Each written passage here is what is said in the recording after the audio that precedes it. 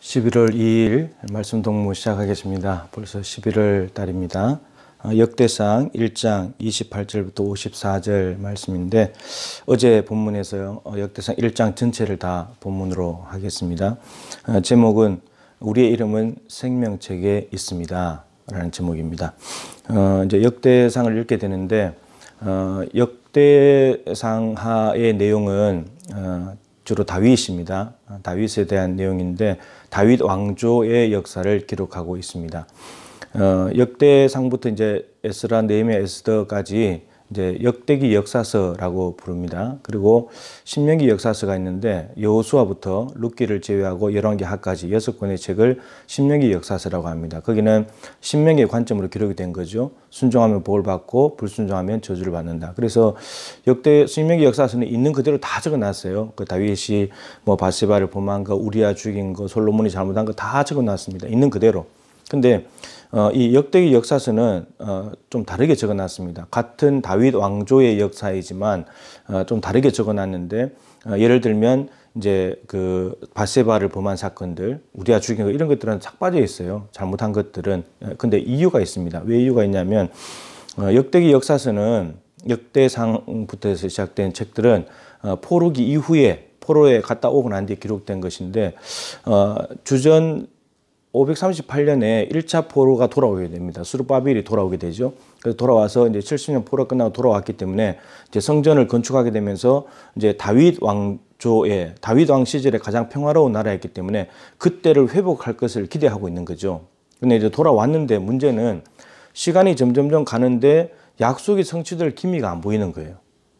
그러면서 있는데 2차 포로 기한이 언제 이루어지냐면 주전 458년이에요. 그러니까 1차 포로가 돌아오고 난 뒤에 80년이 지나서 2차 포로가 온 거예요. 그러니까 온 사람들은 고향으로 돌아오긴 왔지만 바벨론 포로에서 벗어나긴 했지만 이게 언제 이 나라가 회복되는가 이러고 이제 앉아 있는 거죠. 자포자기 상태에 있는 겁니다. 그래서 에스라가 돌아오면서 내가 이들에게 율법을 가르쳐야 되겠다. 율법을 가르쳐야 되겠다. 결심을 하고 돌아와서 율법을 연구를 합니다. 연구를 해가지고 이 망연자실하고 있는 백성들에게 다윗 왕조의 역사를 가르쳐주면서 희망을 부여하는 그런 내용을 가르치게 되는 거죠. 그래서 이제 역대기 역사서가 이제 기록이 되는데 역대기 역사서의 질문은 두 가지입니다. 두 가지인데 포로에서 돌아온 사람들의 입장을 생각해 보면 가나안 땅에서 살고 있었던 시간보다도 바벨론 포로 갔다 온 시간이 더 많을 겁니다. 자기 인생의 나이로 본다면 70년 살다 왔으니까. 그러다 보니까 가나안 땅이 고향인지 바벨론의 고향인지 내가 이스라엘 사람인지 바벨론 사람인지가 이제 구분이 잘 안 되는 거죠. 그러면서 첫 번째 들었던 질문이 우리는 하나님의 자녀인가? 이 질문이 생긴 겁니다. 포로 생활이 너무 오래 하다 보니까 돌아왔는데도 하나님의 자녀인데 살아갈 땅도 황폐하고 집도 없고 막 이런 상태니까 하나님의 자녀인가? 그래서 여기에 대해서 답을 하기 위해서 적어 놓은 것이 뭐냐면 역대상 1장부터 9장까지 족보입니다. 족보. 그래서 이 족보는 1장 1절에 아담부터 시작해가지고 어디까지 연결이 됐냐면 역대상 9장에 포로에서 돌아온 사람들. 그래서 결국은 포로에서 돌아온 사람들을 하나님의 자녀가 맞는가를 이제 의문을 품는 저들에게 너희들 거꾸로 올라가면 아담까지 올라가. 그러니까 하나님의 자녀들이 기록된 족보 안에 너희들 포함되어 있다. 이제 이런 거죠. 너희들 하나님의 자녀 맞아. 너희들의 정체성은 하나님의 자녀야. 이렇게 이제 답을 해주는 거죠. 답을 해주는 거고.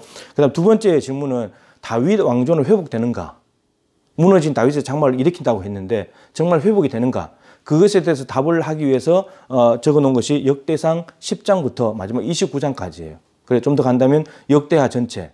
그래서 이 다윗 왕조를 얘기를 해야 되니까 역대상 10장은 9장의 마지막 끝부분에 사울의 족보가 나오고 10장에 사울이 죽으면서 11장에 다윗이 임금이 됩니다. 그래서 다윗 왕조의 역사가 역대상 29장까지는 다윗 왕에 대한 이야기고 그다음 역대하 1장부터 마지막까지는 솔로몬부터 유다 멸망까지 이렇게 해서 다윗 왕조의 역사를 기록하게 된 거죠. 이게 이제 답이에요. 다윗 왕조는 회복된다.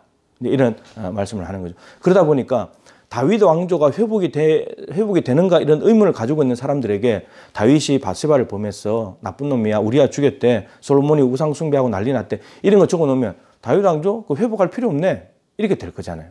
그런데 다윗 왕조가 회복되기 위해서 기대와 소망을 주기 위해서는 다윗 왕이 잘한 부분들, 순종해서 복을 받은 부분들을 집중적으로 적어 놓을 필요가 있는 거죠. 그 청중들이 포로에서 돌아온 사람들에게 희망을 주기 위한 것이니까.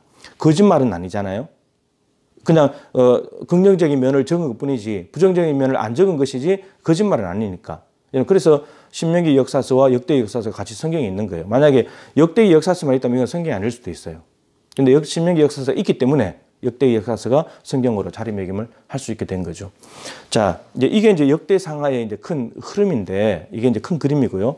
근데 족보가 나오는데 족보도 보면 모든 족보를 다 적지 않아요. 다 적지 않고 이렇게 적어요. 하나님이 자신의 구원의 자기 계획을 이루시는 혈통에만 관심이 있어요. 그래서 예를 들면 가인의 족보가 없어요. 창세기는 나오는데 가인의 족보가 나오지 않습니다. 그러니까 하나님이 자기 계획을 실현시키는데 구원 계획을 실현시키는데 혈통, 거기에 이바지한 혈통들만 적어 놓는 거예요. 네, 이게 이제 족보를 이루는 것이고요. 뿌리잖아요. 뿌리를 만드는 것이고. 두 번째는 순서도 막 조정해요. 장자와 차자가 막 바뀌어요. 예를 들면 아브라함의 자손은 이삭과 이스마엘이라. 이스마엘이 형인데 먼저 적기는 이삭과 이스마엘, 이삭을 먼저 적어요. 이삭이 하나님의 약속을 직접 받은 아들이니까. 그렇게 적고 또 한편으로는 아브라함이 이삭을 낳았으니 이삭의 아들은 에서와 이스라엘이라. 그러니까 여기에 초점은 에서와 이스라엘은 또 분명히 순서가 제대로 지켜졌는데 초점은 이스라엘에 있어요. 야곱이라고 하지 않고 이스라엘이라고 하잖아요. 그러니까 하나님께 씨름해가지고 이름을 하나님께 부여받은 새로운 이름, 새롭게 거듭난 이름, 그 이스라엘, 그걸 지금 기록을 하고 있다는 거죠. 그리고 2장의 첫머리에 이스라엘 자손들이 나옵니다. 구체적으로 이제 그렇게 나오는 거죠. 그 다음에 이렇게 해서 이제 족보가 되는데 문제는 포로에서 돌아온 사람은 하나님의 자녀들 족보에 들어갔는데 우리는 뭐냐 이거예요. 우리는 하나님의 자녀죠. 그럼 어떻게 되냐면 지금 이들은 혈통적으로 연결되어 있잖아요. 그래서 여러분 이걸 뛰어넘는 것이 아브라함처럼 아브라함 믿음으로 어렵게 됐는데 예수 그리스도를 믿는 사람은 아브라함의 후손이 되는 거예요.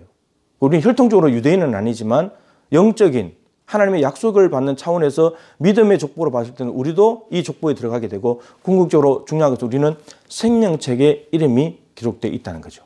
생명책에. 그래서 우리의 이름이 지워지지 않도록 하는 것이 너무너무 중요하다라고 하는 것입니다. 생명책에서 이름이 지워져 버리면 이건 끝나는 거니까.